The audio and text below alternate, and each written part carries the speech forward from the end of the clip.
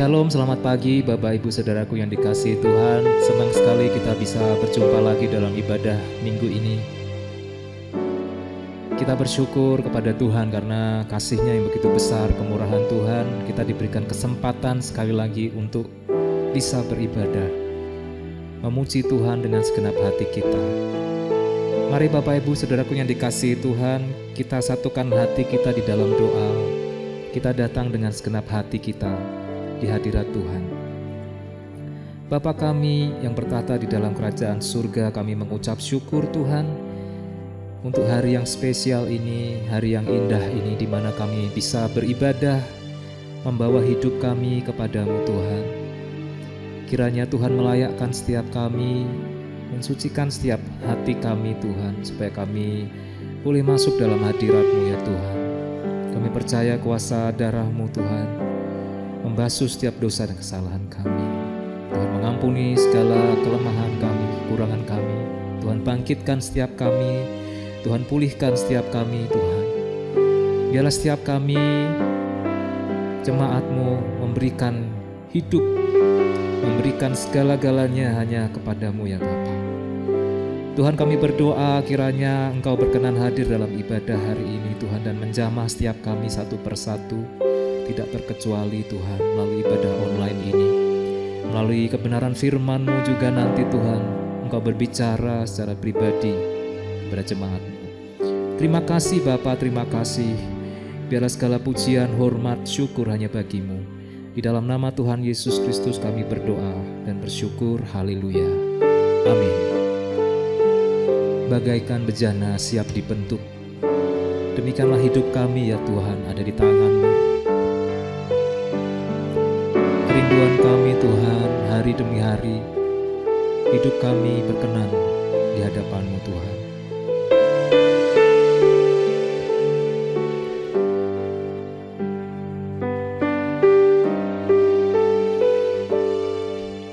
Bagaikan bejana siap dibentuk, demikian hidupku di tangan-Mu.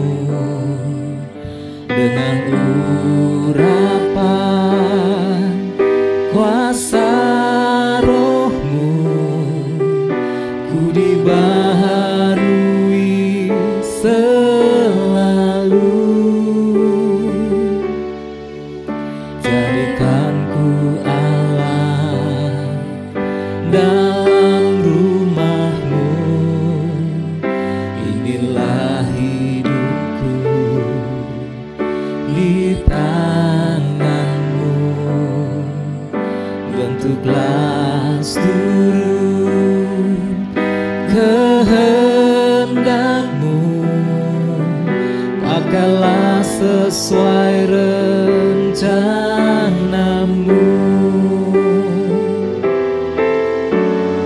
Ku mau seperti-Mu Yesus,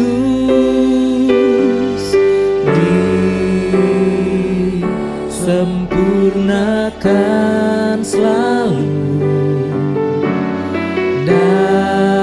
dalam segenap jalanku,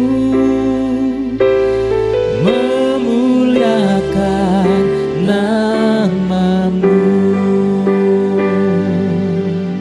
Bagaikan bejana siap dibentuk, bagaikan bejana siap dibentuk, demikian hidupku di tangan-Mu ya Tuhan. Dengan urapan kuasa Roh-Mu, ku dibaharui selalu. Ini doa kami Tuhan, jadikan kami alat-Mu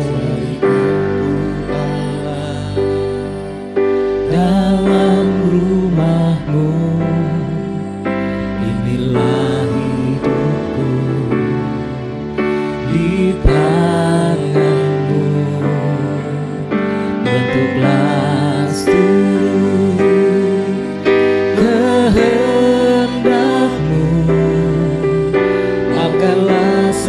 sesuai rencana-Mu. Mari angkat tanganmu, katakan, ku mau seperti-Mu Yesus, disempurnakan selalu dalam segenap jalanku, memuliakan nama-Mu. Mari jemaat katakan, ku mau seperti-Mu Yesus, disempurnakan selalu dalam segenap jalanku, memuliakan nama-Mu.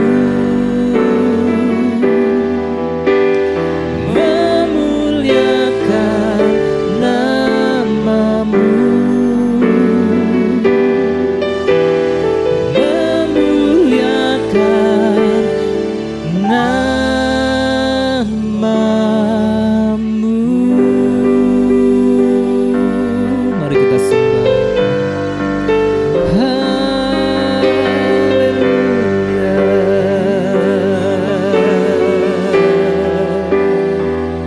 Kami mau memuliakan nama-Mu, Tuhan. Kerinduan hati kami, ini rinduku. Terima kasih.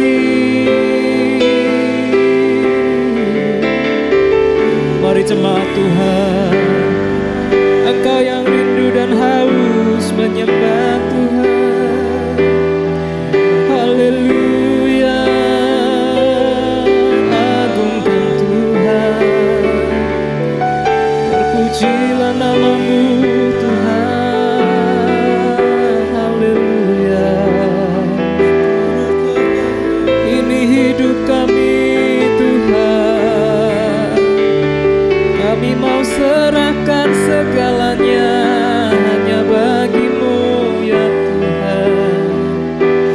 Engkaulah yang layak terima segala puji dan syukur. Kami mau jadi seperti-Mu Tuhan. Ini doa dan kerinduan kami Tuhan. Bentuklah kami seturut dengan kehendak-Mu ya Bapa. Ku mau seperti-Mu Yesus, disempurnakan selalu dalam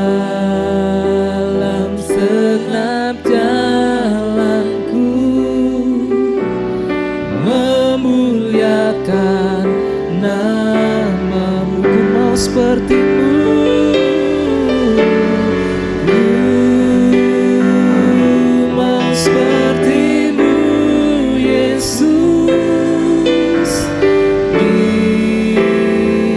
disempurnakan selalu dalam segenap jalanku, memuliakan nama-Mu, memuliakan nama-Mu, memuliakan nama-Mu, memuliakan-Mu, memuliakan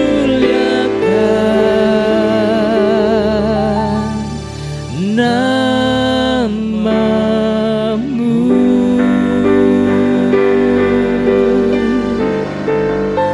Terima kasih Tuhan.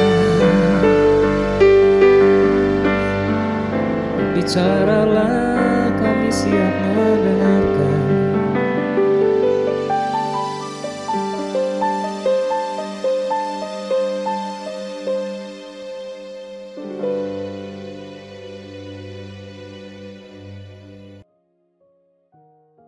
Kita berdoa bersama-sama.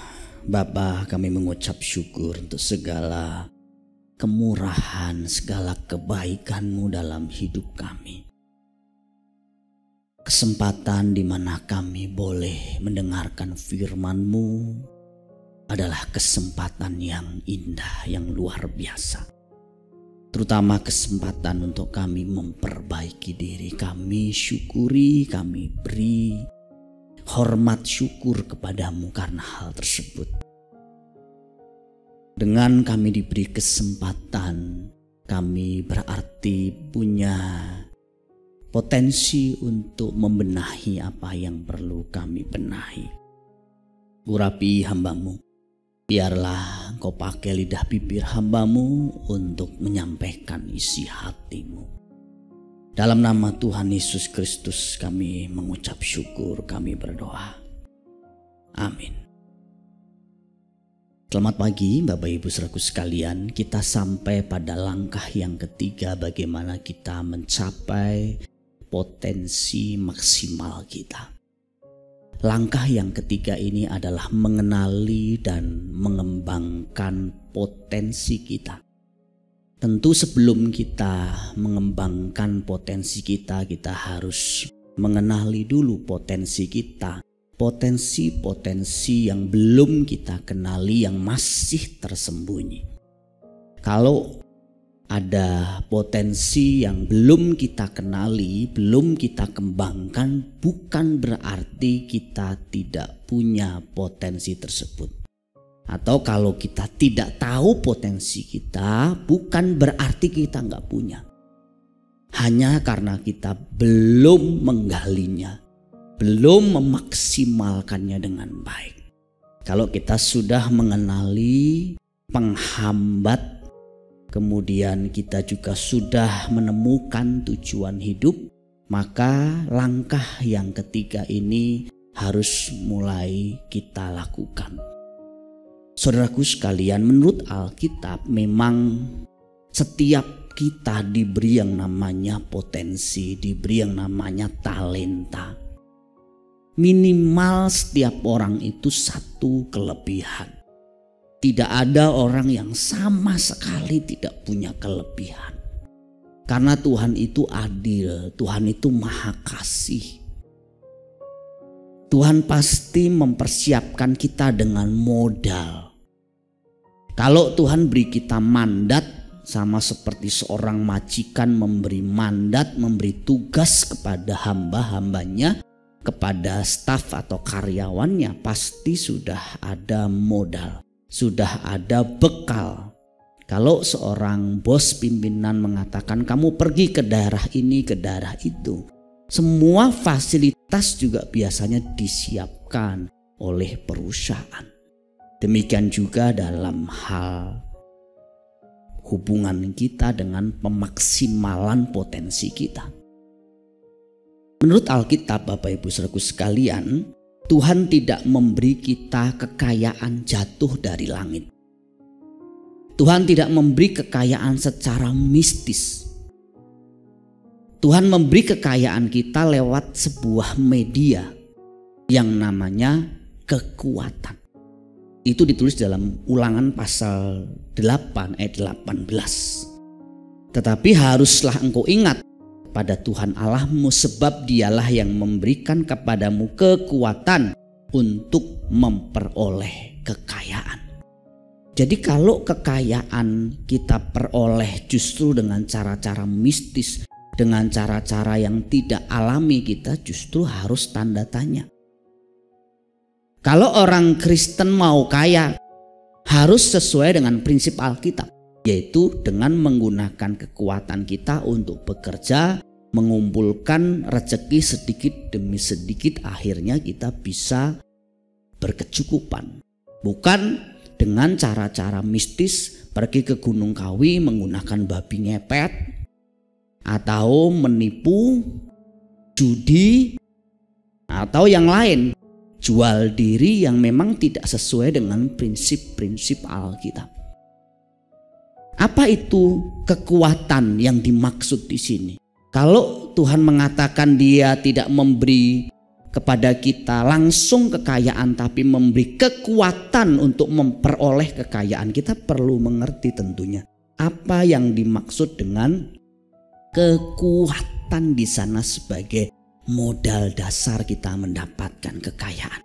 Baik kekayaan jasmani maupun kekayaan rohani. Sebagai orang Kristen tentu kita lebih prioritas kekayaan rohani. Dan sesuai dengan berita Alkitab, Allah memberikan segala sesuatu untuk mendapatkan atau untuk kita mampu melakukan apa yang Tuhan perintahkan. Kekuatan itu bisa bicara misalnya dengan berhubungan dengan tubuh kita yang sehat. Tidak harus lengkap. Tapi kalau kita punya tubuh yang sehat, kita punya modal yang namanya kekuatan itu.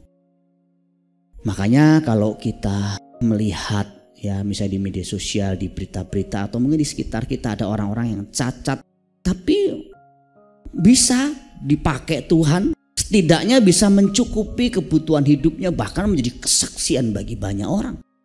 Dia tidak punya tangan, tidak punya kaki, tapi justru sepertinya lebih hebat, lebih luar biasa dari kita yang punya tangan lengkap, kaki lengkap, mata lengkap. Kekuatan juga bicara mengenai kondisi jiwa kita, otak atau pikiran kita, atau kecerdasan kita, keinginan atau tekad kita untuk melakukan sesuatu, itu juga modal. Orang punya semangat juang, orang punya tekad, orang punya kecerdasan tertentu. Itu kekuatan dari Tuhan yang luar biasa. Kecerdasan aja kalau kita belajar kan ada berbagai macam kecerdasan. Ada 9 kecerdasan sedikitnya menurut penelitian Harvard. Ada kecerdasan yang berhubungan dengan logika, ada yang kecerdasan berhubungan dengan hal-hal yang sifatnya verbal atau linguistik. Ada kecerdasan yang sifatnya berhubungan dengan musik dan masih banyak yang lain. Jadi Tuhan itu adil. Tuhan tidak mungkin tidak memberikan kekuatan kepada kita. Tetapi seringkali Bapak Ibu Saudaraku sekalian, kita tidak tahu kekuatan kita itu. Bahwa kita punya kekuatan itu selain karunia, bakat, dan kelebihan-kelebihan lain yang Tuhan sebenarnya sudah berikan dalam diri kita. Orang tua yang baik, lingkungan yang baik, kondisi keuangan orang tua yang baik, itu pun juga sebenarnya kekuatan, fasilitas. Kita tidak boleh meremehkan atau mengabaikannya. Kalau kita sudah diberi semua kekuatan itu, kemudian kita tidak menggunakan dengan baik, sekali waktu kita susah, kita gak boleh salahin Tuhan. Gak boleh. Itu kesalahan terletak pada kita. Saya masih ingat ketika satu kali saya kunjungan ke jemaat. Ada jemaat ini hidupnya susah sekali. Dalam kondisi yang serba sulit itu kami datang, kami membawa sembako. Kemudian kami sharing, kami diskusi. Dia sendiri yang bercerita, "Pak, saya nyesel banget. Dulu orang tua saya kasih kesempatan saya kuliah. Bahkan adik-adik saya kuliah sampai selesai, ada yang sampai luar negeri. Semua mereka mapan hidupnya sekarang sukses. Saya hidupnya begini, sulit Pak, makan aja susah. Saya nyesel Pak, tapi sudah terlambat." Ya, itulah yang disebut penyesalan. Selalu datang di akhir. Karena kalau datang di awal katanya bukan penyesalan, pendaftaran. Jadi kalau kita sekarang mengenali ada begitu banyak kekuatan dalam diri kita, pakai itu, kembangkan itu, maksimalkan. Jangan hanya dikubur, jangan hanya disimpan. Kau yang masih muda, engkau punya kesempatan begitu banyak untuk belajar dan mengembangkan diri. Belajar dari mana? Pertama, belajar dari firman Tuhan. Yang kedua, belajar semua ilmu yang baik sesuai dengan apa yang menjadi gairahmu, passionmu. Karena pada dasarnya nanti kita tetap juga harus mempertanggungjawabkan hidup kita di hadapan sidang pengadilan Tuhan. Semua potensi yang Tuhan titipkan itu kita gali apa tidak, atau seperti perumpamaan tentang talenta yang diberi 1 talenta yang mengubur talentanya itu. Dan kemudian majikannya begitu marah dan dia dilempar ke tempat kegelapan. Ada orang yang tanya sama saya, gimana ya Pak caranya supaya saya itu bisa menemukan potensi saya, termasuk karunia rohani saya, bakat saya, sehingga saya bisa maksimal, dia bilang. Saya selalu memberikan saran-saran ini kepada rekan-rekan yang saya mentor. 5 tips ini yang bisa kita pakai sebagai acuan untuk kita bisa menemukan potensi kita dan kemudian mengembangkannya secara maksimal. Yang pertama yang perlu kita lakukan adalah menemukan apa yang paling menggairahkan kita. Apa yang paling membuat kita senang dulu. Ya, ini kelihatannya sih memang seolah-olah menuruti keinginan kita, tapi memang Tuhan itu juga ngerti. Tuhan tidak memaksa kita melakukan sesuatu yang kita tidak suka. Tuhan itu ngerti kalau kita suka ini. Tuhan gak suruh kita lakukan ini. Kalau ada orang bilang misalnya begini, saya ini sedang dipaksa Tuhan melayani Tuhan. Saya gak suka melayani, apalagi memberitakan Injil, pergi ke ladang misi. Tapi karena Tuhan paksa saya, maka saya mau gak mau jalan. Nah, tentu cara berpikir seperti itu salah. Orang tua kita mungkin bisa paksa kita. Misalnya orang tua yang masih kolot pengen anaknya harus melakukan masuk kuliah sekolah di tempat di mana orang tuanya suka. Bukan anaknya suka. Ada orang tua seperti itu. Anaknya mau masuk sekolah musik, anaknya mau menjadi pendeta, nggak boleh. Jadi pendeta, jadi pemusik, nggak ada duitnya, ntar kamu jadi kere. Mau jadi pendeta mau makan apa? Makan batu. Ya sih, jadi selama jadi pendeta saya pernah juga makan nasi ada sedikit batunya. Tapi tidak pernah makan batu. Karena Tuhan memelihara orang-orang yang mengasihi Dia. Apa yang paling menggairahkan engkau? Apa yang paling membuat engkau bisa ngelembur? Kalau ngomongin topik itu engkau begitu bergairah, kemungkinan besar itu potensimu yang masih tersembunyi. Yang kedua, belajar. Apakah engkau sudah belajar sungguh-sungguh di area itu? Karena apa? Karena gini, kadang-kadang orang tidak mengetahui potensinya karena dia belum mempelajarinya. Ketika dia mempelajari bidang tertentu, dia ternyata baru tahu bahwa itu adalah potensinya yang masih tersembunyi. Makanya selama masih muda, apalagi masih anak-anak begitu, nggak apa-apa, coba-coba sana, belajar sono, belajar sini, nanti akan menemukan sendiri. Bahkan dalam bidang pelayanan pun seperti itu. Setidaknya waktu selama hampir 15 tahun saya pelayanan, di awal itu saya sepertinya hanya belajar saja. Saya belajar melayani di bidang perlengkapan kebersihan. Saya belajar melayani di bidang anak. Saya belajar melayani di bidang youth. Saya belajar melayani di bidang multimedia. Saya belajar di bagian worship leader. Saya belajar di bagian pengajaran, khotbah, dan masih area-area lain yang sampai hari ini pun saya masih kembangkan. Walaupun pada akhirnya setelah kurang lebih 15 tahun saya belajar, saya memutuskan untuk fokus di pastoral. Tapi saya tidak menetapkan satu pilihan, saya hanya mau belajar pastoral saja. Enggak, saya belajar semuanya dulu sampai saya menemukan sesuatu yang membuat saya klik di sana. Ya, harus begitu. Belajar dulu. Kalau kita belum belajar, kita belum bisa memilih. Kemudian yang bisa dipakai sebagai acuan apakah itu potensi kita, karunia kita atau bukan, adalah peneguhan-peneguhan. Orang-orang tertentu, orang tua kita, pemimpin kita, teman kita mungkin akan mengatakan, "Hei, kamu cocok di situ. Saya lihat kalau kamu melakukan itu ya, saya lihat kamu tuh bagus. Saya lihat kamu itu pas, tepat di situ."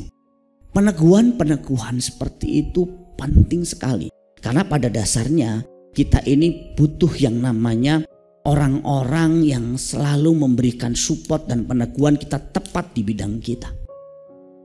Ada orang-orang tertentu yang dia masih ngeblank. Dia masih meraba-raba. Di situ peneguhan seorang mentor, seorang pemimpin perlu. Orang tua kita perlu yang melihat hal-hal yang tidak kita lihat. Perlu sekali kita punya mentor. Perlu sekali kita punya seorang yang bisa menolong kita pada akhirnya. Membawa kita kepada satu potensi yang maksimal. Makanya pernah saya membaca satu buku, minimal seorang itu bisa maksimal dalam bidang tertentu dan finishing well dalam hidupnya. Selama hidupnya dia minimal punya 6 mentor di berbagai bidang. Kemudian langkah yang berikutnya adalah latihan. Terus latihan dan latihan. Latihan dan latihan ini penting sekali. Karena setelah kita tahu, setelah kita diteguhkan bahwa kita mungkin cocok di situ, tetap kita harus latihan. Gagal, coba lagi.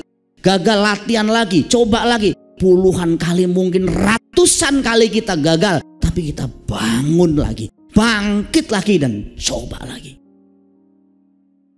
Saya masih ingat ketika pemimpin rohani saya mengatakan bahwa saya harus pegang ibadah Yud. Pada waktu itu saya merasa saya tidak punya panggilan dan tidak punya karunia di situ. Tapi saya belajar taat dulu dan belajar praktek. Ya sudah, saya mulai memperhatikan Yud dengan semampu saya. Sambil saya studi banding, belajar ke tempat-tempat yang saya anggap itu bagus untuk pertumbuhan saya. Termasuk cari mentor di sana. Di bidang tersebut yang pernah punya pengalaman di area tersebut. Dan saya akhirnya bisa bertumbuh di area tersebut. Jadi penting sekali latihan, coba, praktek. Istilahnya kita jebur, kita keringat, kita basah. Kalau misalnya kita belum mencoba di pelayanan anak, kita belum tentu kita punya, belum tentu kita nggak ada panggilan atau karunia di situ, hanya karena kita belum pernah mencoba di situ. Worship leader, misalnya ya saudara yang mungkin mau punya panggilan di sana, belum coba soalnya. Sekali coba ternyata wow, suaranya bagus, ketukannya tepat. Saya juga pernah coba-coba juga jadi worship leader. Lama juga, mungkin 6-7 tahun, karena memang belum ada orang. Belum ada yang disiapkan. Setelah ada orang yang disiapkan, saya mundur di bidang yang lain. Dan yang terakhir, cara kita mengenali potensi kita, bahwa itu adalah kekuatan yang Tuhan beri buat kita adalah hasilnya. Pada akhirnya hasil itu penting. Anggaplah kita menganggap itu karunia kita di sana. Potensi kita di sana. Kita sudah coba bertahun-tahun. Belajar bertahun-tahun, latihan bertahun-tahun. Tapi kalau tidak ada hasilnya atau tidak efektif di sana, kita perlu mengevaluasi diri. Kalau saya mengatakan saya seorang gembala, seorang youth pastor, tapi berpuluh-puluh tahun saya mencoba dan ternyata tidak ada hasilnya, minim hasilnya, saya harus belajar untuk membuka diri belajar di bidang lain. Itu kalau dalam pelayanan gerejawi. Dalam sisi dunia marketplace juga sama. Gak ada salahnya. Ketika kita sudah bekerja di area tersebut, misalnya sebagai seorang pengusaha ya, kita coba gagal, puluhan tahun gagal, puluhan juta gagal, habis ratusan juta, miliaran, ternyata gagal terus. Ada baiknya juga kita evaluasi, kita mungkin belajar dulu dari orang lain. jadi karyawan dulu, nggak ada salahnya juga. Magang dulu atau apa bahasanya. Itu prinsipnya sama Bapak Ibu Saudaraku sekalian. Tuhan mau kita diberkati. Tuhan mau kita maksimal di bidang apapun, baik dalam pelayanan gerejawi maupun di marketplace. Tetapi semua ada prosesnya. Semua ada waktunya, dan kita harus memulai dengan cara belajar. Itu yang disebut di Alkitab mengasah mata baca kita. Belajar, berapa waktu yang kita sisihkan untuk belajar? Seringkali sangat sedikit sekali. Saya pernah membaca satu penelitian, orang Indonesia ini sangat kurang membaca. Sangat kurang, termasuk membaca Alkitab. Acara-acara atau program gereja yang berhubungan dengan pembelajaran firman sangat sedikit peminatnya. Tetapi kalau hal-hal yang sifatnya makan-makan, kumpul-kumpul, jalan-jalan, senang-senang, nyanyi-nyanyi, banyak penggemarnya. Tapi kalau sudah belajar sedikit, kenapa? Saya nggak tahu, mungkin orang malas belajar. Tapi belajarlah satu-satunya cara kita mengalami yang namanya perubahan paradigma. Dengan paradigma kita berubah, cara hidup kita berubah, kebiasaan kita berubah, sifat-sifat atau karakter kita berubah, dan masa depan kita pun berubah di sana. Kiranya firman Tuhan ini boleh memberkati kita sekalian. Amin. Mari tunduk kepala sama-sama, kita berdoa. Bapa kami yang di surga, kami berterima kasih kami diingatkan untuk kami boleh menemukan, menggali apa yang menjadi potensi tersembunyi kami, kekuatan tersembunyi yang sebenarnya ada dalam diri kami, yang belum kami gali atau belum kami kembangkan secara maksimal. Ampuni kami atas kemalasan kami, rasa takut gagal kami, dan asumsi-asumsi buruk dalam pikiran kami yang membuat kami tidak mengembangkan, menggali potensi kami. Tolonglah kami Bapa menjadi pribadi-pribadi yang baik, yang boleh terus haus dan lapar akan kebenaran, dan juga rindu untuk mengembangkan potensi diri kami untuk hormat dan untuk kemuliaan nama-Mu. Kalau pada akhirnya nanti Tuhan mempercayakan kami pekerjaan, posisi, jabatan, harta, benda duniawi, biarlah kami juga tidak lupa diri. Kami tidak lupa siapa yang memberikan kekuatan itu. Siapa yang memberikan modal itu, yaitu Engkau sendiri. Terpujilah nama-Mu, dan kalau sekarang kami sudah mulai melupakan Tuhan yang memberikan modal kekuatan itu, ampuni kami. Kami mau bertobat sungguh-sungguh, dan kami mau mengasihi Tuhan sungguh-sungguh dan memakai setiap potensi yang Tuhan percayakan untuk menjadi berkat bagi sesama kami dan memuliakan nama-Mu. Terpujilah nama-Mu ya Bapa.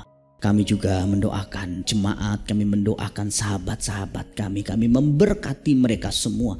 Biarlah dalam masa-masa sulit sekalipun mereka boleh menggali potensi mereka, memaksimalkan dengan sungguh-sungguh sampai mereka mencapai potensi maksimal mereka. Sehingga sekalipun dalam masa-masa sulit mereka tetap survive, mereka tetap kuat dan tetap bisa melewatinya dengan baik.